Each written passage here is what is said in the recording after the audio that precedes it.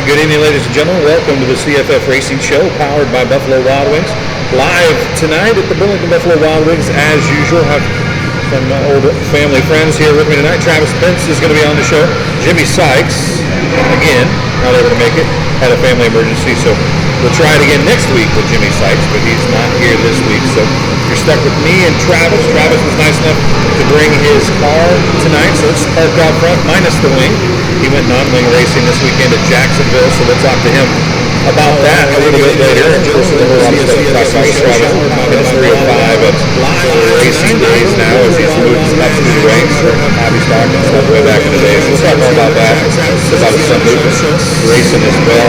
All kinds of great stuff going on this summer for Travis and the Pence racing team. So we'll talk about that a little bit later as well. Had a great weekend for the Max Racing Heart Non-Wing Micro Series this weekend. Two new winners on the series. Matt Lees picked up his first career win on Saturday night at Wayne County Speedway. The fourth race at Wayne County Speedway. The third race for the series. Also, Wayne County Fair had a race. He was the fourth winner for races. And then Jacob Patton of Noah fame, so to speak. Jacob is the name of the Mara Brothers Ford Sprint Car Series champion. Picked up a Max Racing Factory Series win on Sunday at Jacksonville Speedway. Great weekend of racing for the Max Racing Series that we were able to have. All kinds of great racing action. 24 cars on Saturday night at Wayne County Speedway, and then we had 18 cars at Jacksonville on Sunday, so a little bit different for the Pure Max Racing Heart Non-Wing Series. Of course, the AMS had a huge weekend.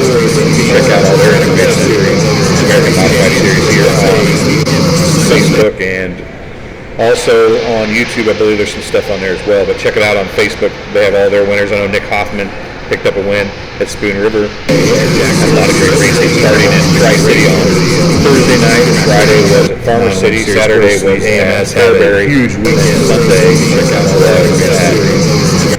Also on YouTube, I believe there's some stuff on there as well, but check it out on Facebook. County Speedway. All their winners. I guess actually Monday was Spoon River. Rained out, weathered out, wetted out, whatever the Spoon River's Fall National City. Saturday is the Monday. So they had a huge weekend with 35 plus cars.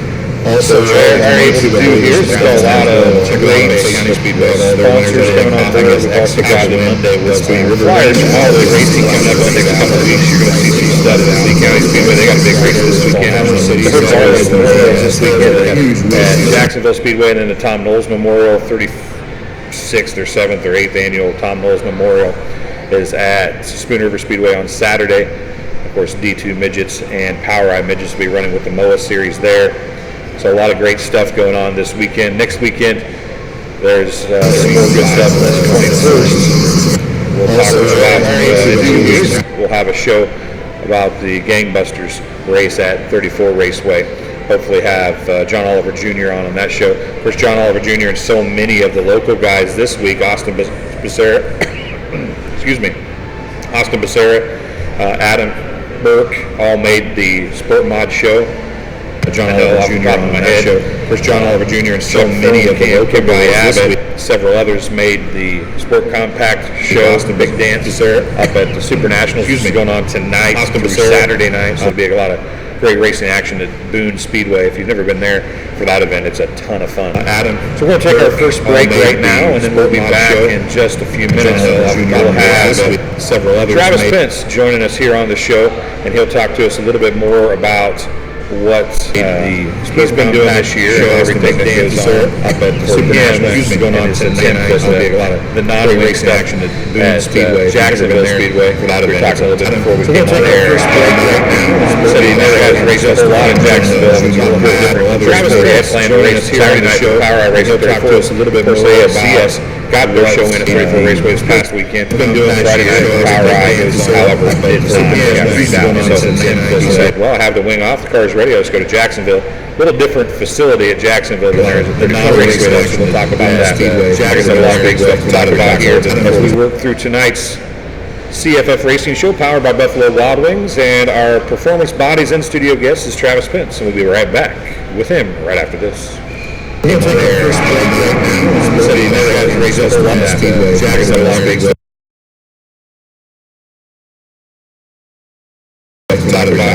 As we work through tonight's CFF Racing Show powered by Buffalo Wild Wings, and we'll be right back with him right after this. We'll take our first break right now. He said he never had to race us on the Speedway. Jackson Speedway. As we work through tonight's CFF Racing Show powered by Buffalo Wild Wings, and we'll be right back.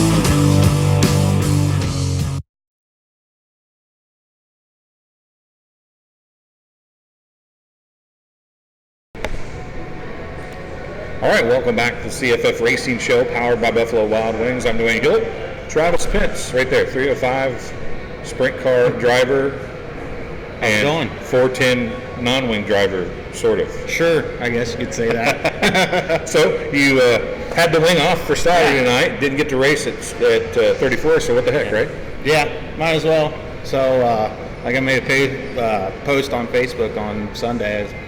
We don't build a race car to keep it in the garage and look at it, so we might as well take it and race it. So we didn't even unload it off the trailer on Saturday night, and we just took her down to Jacksonville and tried her hand with the non-wing. So, well, if you're going to take a 305 or a 360 or something smaller than a 410 somewhere, Jacksonville's a good place to do it. Motor is important there, but not nearly as important as it would be at 34 or something like that. Yeah, I think Jacksonville's definitely a place where the driver makes the most difference. And a couple times I ran there in the midget, I pretty much sucked there, so so I was itching to go back there and finally try to run something and see how I could do. And we rolled it on the trailer in one piece and had a good time, so I count that as a good night in my book. So yeah, anytime you could put the car on the trailer.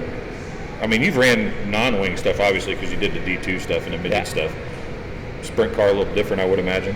Oh, it's way different. The power, even with just a 305, the power difference between like a D2 midget with the Ecotech and the even just the 305 is way different, and you gotta be on the gas a lot harder if you want to get around there, even with the extra power. A lot more steering, a lot more brake and throttle together, and it was definitely a new experience for sure. Well, it looked like you got faster as the night went along, but the track was really, really heavy the other night, especially when you guys came out for your feature. Yeah, it was really heavy. They worked it during intermission, which I kind of would have hoped to see them kind of leave it and kind of open up top lane a little bit. So I only ran a few laps of the feature before I pulled off. I thought I heard something in the motor, but I think I might have just been hearing things. I'm a little bit of a hypochondriac when it comes to my motors. I don't want to really blow one up for my own stupidity. So we pulled off, and we were about to get lapped anyway. So I figured I'd just, leave it a good race. It was their championship night, so I didn't want to play into that in any way. Just run around the back. So that's kind of a tough place to be in, isn't it? When you're trying to get some laps and do some things, but there's guys have a lot more experience and a bigger motor and everything else combined are going to be coming up on you. But there's a thin line there, isn't there, between how hard do I push it, how much do I keep trying, and do I get out of their way and let them go? Yeah, and the whole intent of going down there was just to go and, try out the non-wing thing. I've been wanting to do it. I've had the sprint car for 3 seasons now, and I've been wanting to try non-wing ever since I got the sprint car. It was something kind of a bucket list thing for me, and so I've been wanting to try it, and just things come up that I wasn't able to do it, and then I was kind of really bumming out Saturday night after we got rained out, because I'm like, I finally got here, the car's unloaded, we're ready to go, we go out and pack the track, and then didn't get to run. I'm like, oh man, it's been, am I ever going to get to run a non-wing race, so that played in a lot of in our decision to go in Jacksonville Sunday. So, well, you've said you had the 305 for a few years now, but you've raced numerous different things through the years, and you've done a little officiating as well. Yeah, started out, I was in college, and my college instructor, Randy Walker, he used to race hobby stocks at 34. Him actually racing is kind of what got me into taking the auto body trade versus doing a more mechanical route when I was in college. And so when I was in college, I built a hobby stock and went and raced it. And I was just out of college, just started working full time, didn't have any money, and I went out to the track 3 times and only actually ran on the track once, and ran out of money. So that was kind of the end of the hobby stock deal. And then I helped with running Athcon Park Speedway with the mini sprints and mod lights and different things we ran there for a couple years. Did some flagman work there, and then flipped a car there and hot lapping it after the races were over one night. Yeah, that's the only time I flipped a car, but yeah, I did it and wasn't even actually racing. So flipped a car as a flagman. That's one of my proud moments, which there's many of. But so usually the flagman gets flipped off. He doesn't do the flipping. That happened to me too. So yeah, we covered the bases on flipping there. So then you went midget racing. Well, D2 midget, Ecotech racing. Little difference. I mean, obviously they're both 4 cylinders and they're direct drive and everything, but the Ecotech is a true out of the crate motor, right? For the most part. Yeah, or supposed to be anyway. I probably had 6 or 7 Ecotech motors in the time I ran midgets, and they all come out of junkyards, and that's probably why I had 6 or 7 of them. But but we finally got one put together right before I got the sprint car. I had one built. I actually, for the most of the time I ran the midget, I'd take the Chilton manual from the auto parts store for a Pontiac G6 and put the motors together myself, and we'd just scrap all the spare parts from all the blown up ones and make motors and go run, which didn't turn out to work very good because I went through a lot of them, but it's what you had to do to get to the track, so that's what we did. Well, there's no form, I mean, D2 racing's supposed to be a little cheaper form, and it is a little cheaper than others, but there's no racing that's cheap anymore. No, there isn't, and it's all about, you could spend your money doing whatever you want. We just decided to spend our money on going racing. It's not like we ever had a ton more money than anybody else. It's just we chose not to buy certain other things to go racing, and that's just what we did because that's what we like to do. So, I mean, anybody can do it if they want to do it. It's just whether they really want to or not. Or they want to put that money into that spot or not. Mm-hmm, exactly. Well, the 305 kind of came about because I was talking to you and Boner the other night at Jacksonville. Mm-hmm. Too good of a deal to pass up. Oh, yeah.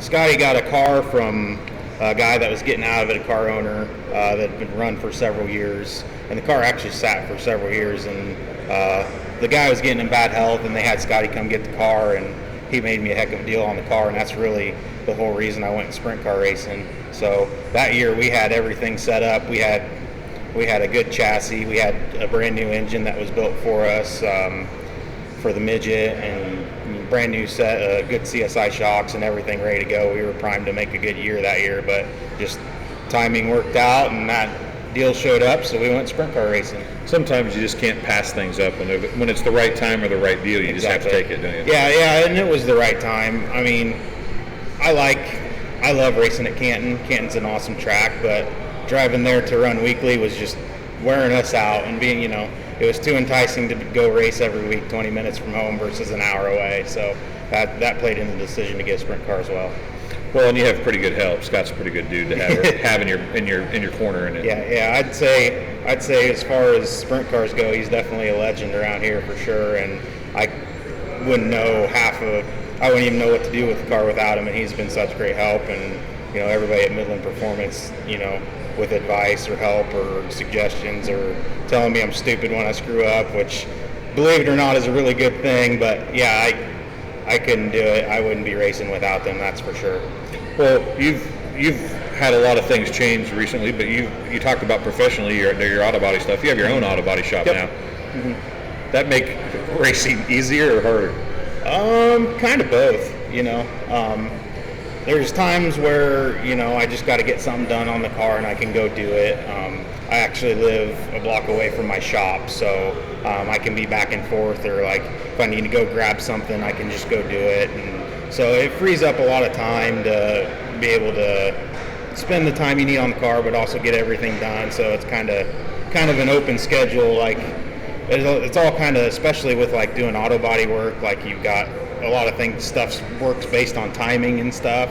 So there's times where like I'll work late at night just because that's how the timing works out of it, and then sometimes I work on the car during the day and work at night, and just kind of however the day plays out is kind of how we do it. So yeah, paint has its thing, doesn't it? Oh yeah, and body and stuff has its thing. It has it's dry time, it's whatever time, and you have to wait on parts. Oh yeah, we do that a lot sometimes. How much easier is life now, do you think, for you when you order parts? You could probably get them in a day or 2 days or 3 days, whereas 20 years ago it was weeks at a time, or calling on the phone, or sending a check. Yeah, for the most part we don't have much trouble with getting parts that we need. We order most everything from Stronghurst. They do a really good job of getting us the parts we need. Everything's easy now. I can pretty much order everything online and don't ever have to pick up the phone, and can get all the parts I need, which is super convenient when I'm doing all the office work plus most of the work in the shop as well. Well, you got a nice spot in Stronghurst. Mm-hmm. There's not a lot of auto body places in Stronghurst, but there's a lot of deer. There isn't, yeah. What percentage? And we're getting away from racing, and we'll get back to it. But what percentage of your work is like deer work? For a percentage, probably roughly 60% or more. I mean, we get deer hits in the middle of July. I mean, that seems like every other job is a deer hit. Just they run all year anymore. There's not just a season for hitting deer with your car. So we're very. I don't like ever to see people, because usually I know most everybody that comes in the door. I really feel bad that they hit a deer or whatever with their car, but we're glad to see them come in when they do. So I always tell them after I get the job done, I hope I don't see you for a while. So, well, the nice thing is insurance hopefully pays most of yeah. it, but you got some deductible or whatever. But yeah. that's the thing about living in the Midwest, is every place has its own thing. Oh, yeah. Hail, you probably had a lot of hail stuff this spring too, didn't you? Or did you not get much up in the Stronghurst area? Stronghurst area lucked out quite a bit on that regard. A couple years ago, we did have a hailstorm. Matter of fact, it was like the last day of February we had a hailstorm, and I got pretty busy off of that one. And it was kind of an odd time to have a hailstorm in the end of February, but we haven't had a whole lot of hail since I opened up my shop. But I'm sure one of these days it'll hit, and unfortunately, and we'll be doing that. So, well, obviously you need the shop to have the race car. Yep. You hear a lot of horror stories where guys will have a good shop going and they start racing in the shop and they end up going broke. How hard is it balancing the two? It's not really too bad. I kind of just, if I need to take a week off, I take a week off. I mean, I did that, there's 2 or 3 weeks in the middle of this summer where I was too busy and didn't get the car ready. So we just, rather than go out and screw around and have something broke and tear something up, we just, we'll just wait for another week. So. Well, you talked earlier about family. You got some of the in-laws here with you tonight. I've known all that table, most all that table for a long time. That's hanging out with you tonight. But it was a rough early year for you. Obviously, you said you still have Lucas, but you lost your wife earlier in the year. How hard has this race season been? And I know, if I remember correctly, that car has a little special meaning for you too. This race season, it's been good, but it's been tough too. The first night I got in the car this year, that would have been the first time, even since running like figure eights at the county fair when I was 16. The first time this year I got in the car, that'd be the first time that Alicia wasn't there to watch or be with me in any racing I've ever done. So it was a tough thing. And she loved the racing too.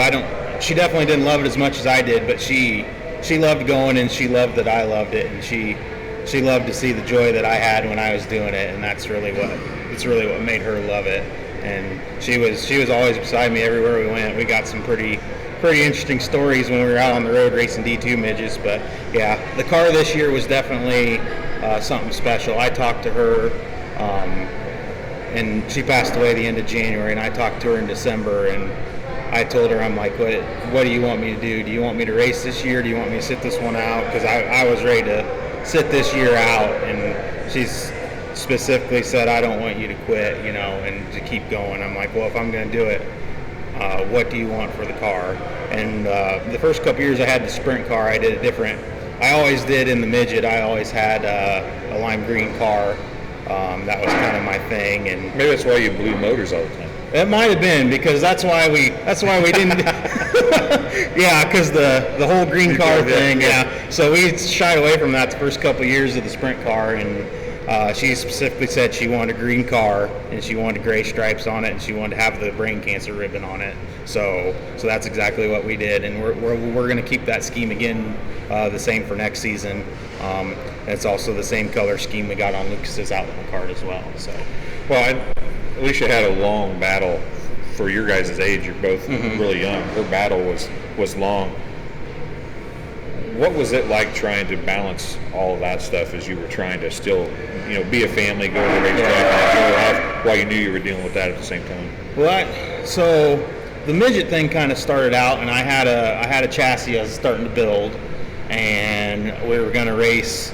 It would have been 2012. We were going to start racing the D2 midgets, and then we found the tumor the first time, and so that put an end to that season, and we went through all of 2012, and she went through the surgery and all the chemo and radiation and everything, and we got through that, and everything was clearing up. So 2013 we went, and it was kind of one of those things like, you have something like that happen, and you realize that life's not very long, in all reality. So you might as well go for it when you have the chance. So that's what we did, and that's kind of the decision that went behind it, going into racing with the D2 in 2013.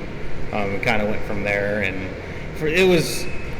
went well. I mean, as far as balancing all that stuff, I mean, she handled her cancer better than anybody I've ever seen handle it, and just, up until it was the end, this last year was quick and went quick, but I mean, up until that point, you would have had no idea that she even had cancer. So, I mean, it was pretty easy to kind of balance that at that time. She had really good faith, did a lot of things in the community, faith-based stuff. Yeah.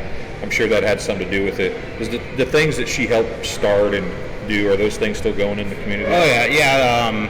She is one of the co-founders of Family Outreach Community Center in Stronghurst, which I'm actually on the board of now, and we have a good executive director that's kind of leading that now, and I think it's going to keep going for a long time now that we've got everything situated. So the lady that's the executive director was hoping that she'd have Alicia to lean on a little bit longer than what she did, but I was going through some stuff and found all of her notes that she ever made for the place, and gave those all to her, and so she was pretty excited to have that. So everything with that stuff, with that community center and everything we do is like, I try to base all my decisions being on the board of that as what she would want. So, I mean, it's thriving, and everything she ever tried to do was just kind of out of love for others, and, treat people with kindness and show her faith through that. So, well, a couple of weeks ago was a pretty big surprise for you at 34 Raceway. Definitely. Tell everybody that don't already know what happened at 34. Well, so 2 weeks ago, or may have been, three, something like that. They all run together anymore, but that's what happens when you get old. Right? So we a little bit of backstory to that. I saw they were going to do the race for Cure Night, and I thought, that's fun. That'd be great to be a part of. And then they posted earlier that week that they were going to give some of the donations to the cancer center up at University of Iowa, where Alicia had all her treatments and stuff. And so I was like, that's pretty cool. So of course I, shared it and said, thank you, whatever. And I went to Donaldson to help on the 50 car that Friday night, and we were kind of concerned, Scotty's like, well, bring your car because we might be low on cars because there was Missouri cars going back to run the lake on Saturday night and stuff. So and I was kind of like, oh, I'm not sure, maybe they'll have enough cars. I was just going to show up with the 305 Sprint Invaders, try and tag the tail, make $300. So done that a couple times this year, but we did that, and it was like I had to do some work at the shop that Saturday morning. I wasn't sure if I was going to go, and it was like 2:30. I'm like, it was that thing again, like we didn't build a car to sit in the garage and look at it. So we decided to go race, and I go to the drivers meeting that Saturday, and Jerry Glasgow, who's in charge of Sprint Invaders, he makes the announcement at the Sprint Invaders drivers meeting that Randall's Performance raised $5,000 for the race for a Cure Night, and that they were going to donate that to the University of Iowa. And I didn't have any idea about it, and I was trying not to tear up in the drivers meeting around everybody else, but guys aren't supposed to do that. No, but I held it together, especially racers. Yeah, I held it together, and then after the drivers meeting, Jessie comes over to my pit, and she's like, well, at intermission, me or Brian or somebody will come over and grab you, and we'll go out to the front stretch and do a presentation. So we did that, and Alicia's mom, Missy, who works at Randall's, she was there up in the suite because it was Randall's night, and had Lucas with her. And so they come down with Brian and got me, and we went out to the front stretch, and they did the presentation. And then some of my fellow drivers went out in the stands and passed their helmet around and collected even more money. Jessie told me the number the other night, and I can't remember what exactly that number was, but I think it ended up being over $6,000 that we're going to donate to the Cancer Center at University of Iowa, which completely caught me off guard and was really awesome. So Jessie's been pretty good through this whole thing. There was a couple benefits through the years, and the most recent one I know at the feedlot. Yeah, she was kind of involved in that too. Jessie and Brad are really good about that kind of stuff, aren't they? Yeah, I think they're super good with that. And even before they had the racetrack, Jessie was always doing some sort of benefit for somebody else. And doing what she could. She's definitely got some marketing skills that she uses to be able to help the community out, and I'm so grateful for what her and Brad are able to do in the community as well, and now being able to use the racetrack is, something to give back to the community with as well. They do an amazing job with that.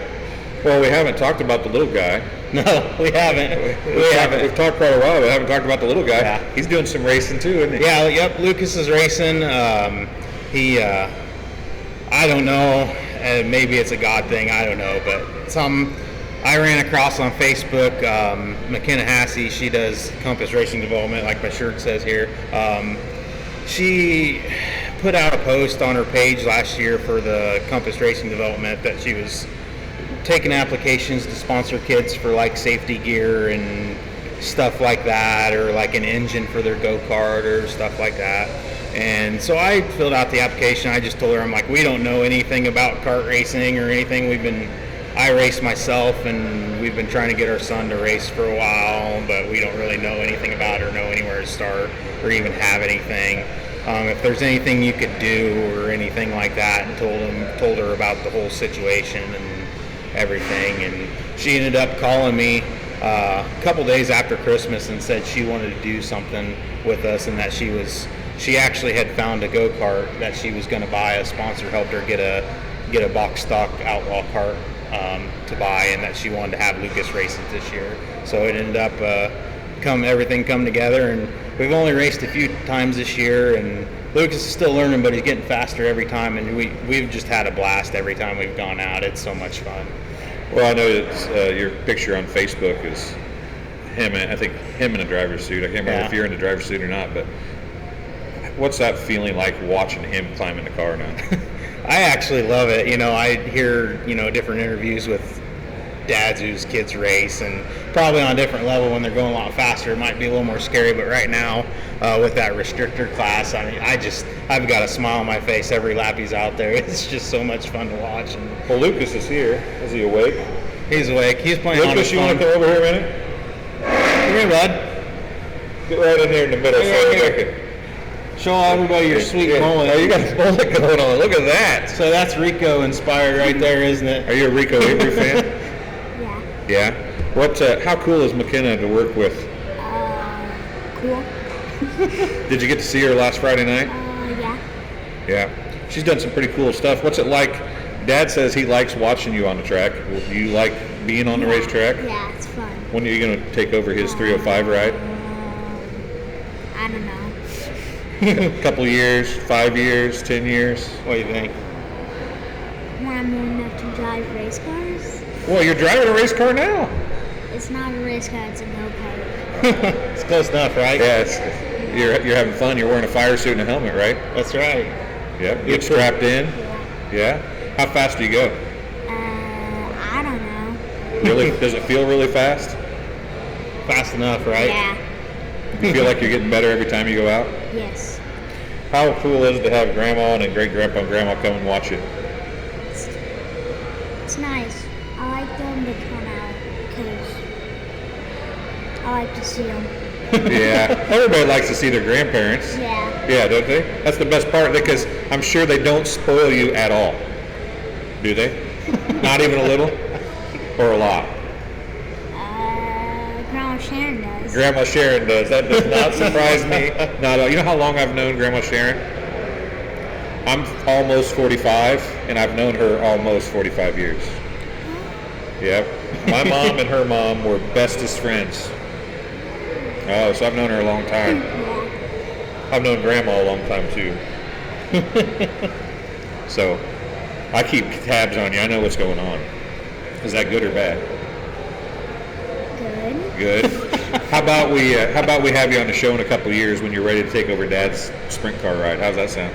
That sounds good. That sounds good? All right, Lucas. Thanks for stopping in here and talking to us. Okay, buddy? Okay. All right. Lucas, impromptu interview. Well, he's got a big smile. I love to hear it. Yeah. When are you going to do that? I'm not going to do that because mine just does this. It doesn't go down. Well, you got to. It's a business in the front, party in the back. Yeah. You got to cut the front and leave the back alone. I think I'm good where I'm at. Actually, I don't know. It makes him faster. I don't think it's going to make me any faster. So. Well, he's like the same height as Rico Avery right now. Yeah. So when he grows up, he's going to have to let his hair keep growing so it stays the same height. That's how that works, you know. Yeah. So we were at the All-Star race, and he had to go and meet Rico, of course. And Rico walks up to me. He's like, "Man, I love your hair. It's so awesome." And so Lucas was all excited about that. So. Well, I'll tell you what, Rico's a good dude. I've dealt dude. with Rico a lot through MOA and stuff, and he's an outstanding guy. Great with kids, great with fans. And that's a big, important part of even for you. I mean, you're not Rico, obviously, but having kids come by and look at the car, it makes it a lot more fun, doesn't it? Yeah, definitely. And I love when people come by back to the pits after the races. I wish more people did. I know it's late, especially with kids, but, come by, I'll let anybody sit in the car or whatever. And it seems to me like every time I have a green car, I have a lot of kids that like it. So I'm probably going to stick with that green car for a long time because everybody seems to pick that one out. So you're not superstitious? No, well, I am. But not about a race car? Yeah, I'm not. The peanuts thing, you're no peanuts at the racetrack. That one's definitely the superstition for me. So if I brought you peanuts, you would not be a happy individual? No, because Danny Farr, the race photographer, teases me all the time because I made a post about it when I was at Ocala watching the USAC race, and I was sitting in the pit grandstands, and somebody had peanut shells sitting on the bleachers, and I made a post about it, and so she's gave me crap about that ever since, about bringing me peanuts, and I tell her no every time. How about candy peanuts? No. Those things are disgusting. Well, I didn't say they were good. I just was trying to test how far the peanut thing went. No peanuts at the racetrack. If it has peanut in the name, you don't want it. No peanuts at the racetrack. Okay. So unshelled, shelled, doesn't matter. Doesn't matter. Candy, fake, real, no peanuts. No peanuts at the racetrack. Oh, okay. Well, I don't think I'd ever brought you peanuts anyway. But for anybody listening, that might be an important thing. I didn't make that one up either, so I learned that one hanging out at Midland. So that's a boner thing? I think so, partly. So that's a good group of guys out there. Oh, I love going out there and just sitting and listening to them talk. Really, I mean, the stories they've got, and I love hearing those old stories from the past too. I enjoy all that stuff and all the craziness from days gone by. So. Well, we talked to Scott. Yeah. We're going to try and do this throughout the winter. Yeah. Maybe have him here in November or December, because I think Scott could be like a really good 45-minute interview. Oh, yeah. He's worked with so many people, done so many things, and it's got good stories, bad stories, and stories you probably can't tell on the show, even though it is on the internet. Yeah, we'll have probably 5 or 6 Bud Lights. It'll get really fun. So. Yeah, I got to give him a limit before we start. Butter, you've got a 3-beer limit prior to the start of the show. Oh, no, that'll just make for better entertainment. That's true. It's the internet. You can do whatever you want. You can say whatever you want to. We don't care. It's a free world. Yeah. Do what you want. Well, Travis, you brought your car. You mentioned you like having people driving by looking at the car, and we're trying to do that with the CFF Racing Show, having the guests bring cars. So we appreciate that, but it is kind of neat to get the car out in front of some people. And it's right here on Roosevelt, so a lot of people drive by looking at it. Yeah, it's nice. I like to show off the car whenever I can. I don't do it a whole lot, just because sometimes it just doesn't fit in the schedule. But anytime somebody asks me to bring the car, I try to make it happen if I can, just because the only way to get people to the track is for them to see the cars, see the drivers, and. Anytime I take it anywhere, I say, hey, come out to the racetrack. We got this race coming up, or anything like that. And that's really how you build new fans. Get outside the walls of the racetrack, and you got to bring them to you, so they're not just always going to show up. So. Well, one thing before I let you go, one last thing. Races from 2012. We played those again tonight. Yeah. I messed up. I thought you were on that one, so it was a different one that I watched. I played the wrong one, but. Kind of cool looking back, and we try to do that every week, play a race. It's kind of cool looking back and seeing some of the guys that aren't racing now or change classes or whatever. Yeah, definitely. It was fun to watch some of those old races, and I like seeing all that stuff. Usually I go on Dirt Vision. I'll watch all the old races before I watch the new races, just to see what it was like then and different kind of stuff like that. It's definitely fun to watch. Well, Travis, I'm going to let you get out of here. I don't know how long we've been talking, but I think it's been quite a while. So I appreciate you stopping by and bringing the family with you. Greatly appreciate it, and we'll see you at, we didn't talk about it, Lee County Speedway on Lee the County 14th. Speedway on the 14th. We're going to put the wing back on and run the 305 Sprint Nationals. So hopefully we get a bunch of cars out for that and have a good time. Well, one thing, okay, I lied to you. I'm going to ask you one more thing.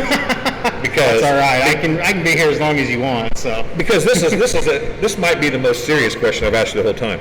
They announced this week that they're allowing the race saver or the race whatever Knoxville calls the crate cars to race with them.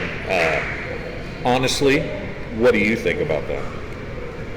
305 is 305 to some extent, ideally. So the whole pro sprint thing, I'll step on some toes here, but sprint cars don't have carburetors. But as far as them coming to race the 305 Sprint Nationals at Donaldson, I could care less who shows up. That's always been my thing with racing, and that's kind of part of what I got burnt out on D2 racing with was, they kept doing stuff to try and make everything fair and all that, and like I didn't have top dollar equipment or anything like that, but my theory is, you bring your best stuff, I'll bring my best stuff, let's run, whoever wins wins. If you win, I need to get better. If I win and you don't, then you need to get better. And so that's why it doesn't bother me to take my 305, go run non-wing with 410s. I wanted to go run it, so I just went and ran it. Bring your best, I'll bring my best. We see who wins. That's what racing is.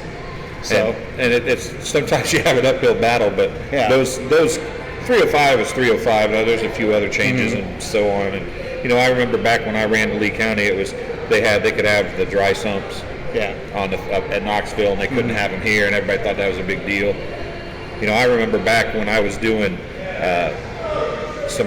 the Tri-State Speed Review prior to this and doing the CFF Racing Show and doing recordings, one of the big things was quick change versus 9-inch, and everybody thought that the quick change was so much better. When in actuality, gear to gear, if you have a 411 and a 411, the 9-inch actually has more power. Yeah. The only difference is you can do 413, 418 with the quick change, and you can change it a lot quicker. Yeah, that's the difference. But when you have comparing apples to apples, it's not. It's not. So it's kind of that same thing. You get 305s. There are 305, and like you said, I worked in Indiana. Worked with Tim Engler a lot. He is one of, if not the smartest guy I've ever talked to in my life. Oh yeah, definitely, for sure.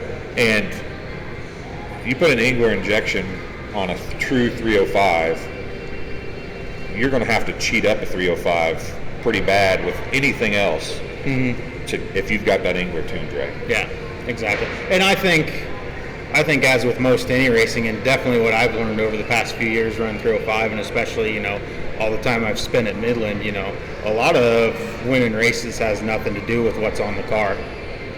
It's all about, when you have something break, knowing where your tools are in the trailer, being set up and being ready to race before you pull out of your shop and everything like that, being prepared and knowing where your stuff is and knowing what you got before you go. I think that makes just as much difference as what's in the car anyways. Yeah, one of the things that always kills me about racing is when you pull into the pit area and somebody has to pull their car off and do all their maintenance and all their work in the pit area. Yeah. If you've raced 4 nights in a row, that's different. But if it's Friday night and you haven't raced since last Friday night, there's a problem. Yeah, and usually if I recruit like Scotty or somebody like Nick Easton or something to come help me, and they've got to do a bunch of work on the car before we race it, they usually yell at me anyways. So I always like to come prepared. So don't like to get yelled at. Well, who does? I deserved it, but still don't like it. But that's how you learn. You got to come prepared and you got to come ready to race if you want to. If you want to be competitive. You do it at home and be ready before you come. All right, Travis, I'll let you get out of here. Right there in that bag is a shirt from Performance Bodies. Oh, sweet. Performance Bodies gives a... Got a bug crawling around here. Yeah, we might have had the doors open earlier. Yeah. Might have. I won't confirm or deny that. But anyway, Performance Bodies in studio guests. I'll get a T-shirt from Performance Bodies, so it's an extra large. Will that fit you? That'll be perfect. Okay, so I want to thank Mike Horton for that, for sending us a whole bunch of that stuff. So we'll be right back with our final words here on the CFF Racing Show, powered by Buffalo Wild Wings, right after this.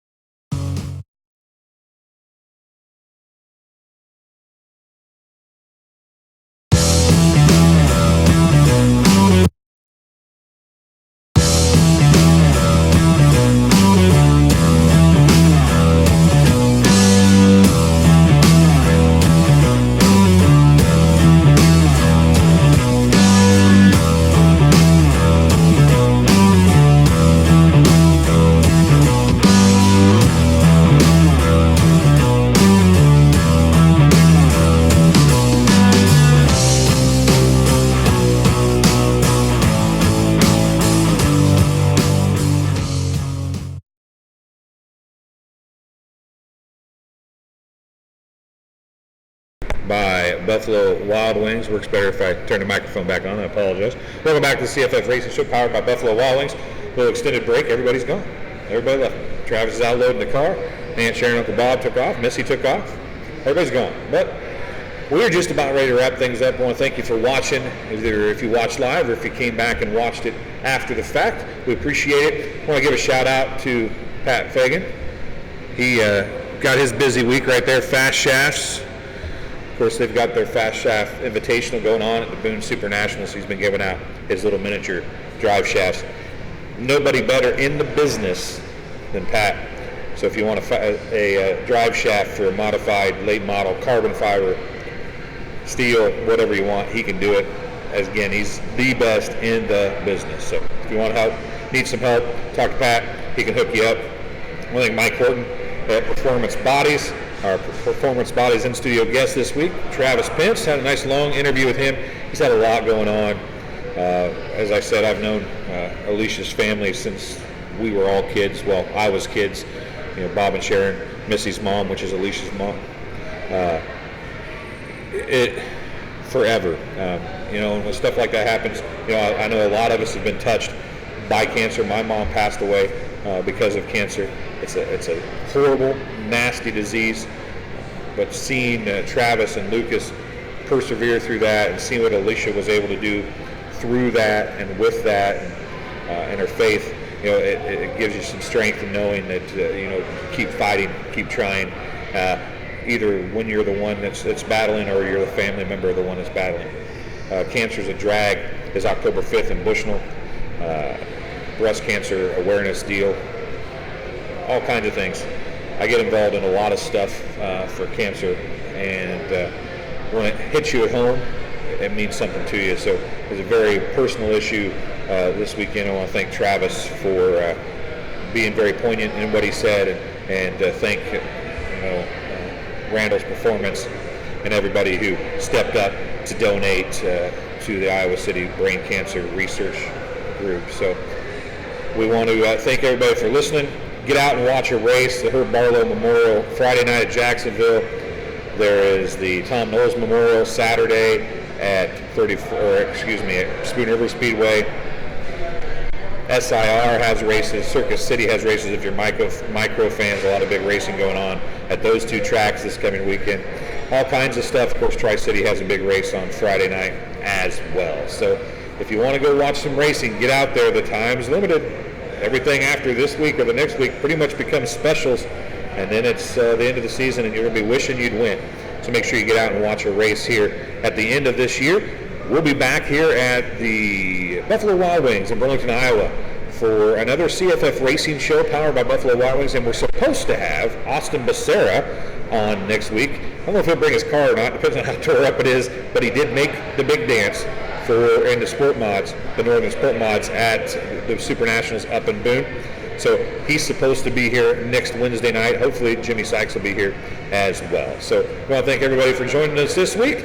We'll have a car or two out front hopefully next week, and we'll have some great interviews as well. So thanks for joining us here on the CFF Racing Show powered by Buffalo Wild Wings. I'm Dwayne Hill. Thanks for listening. Thanks for watching. We'll talk to you next week.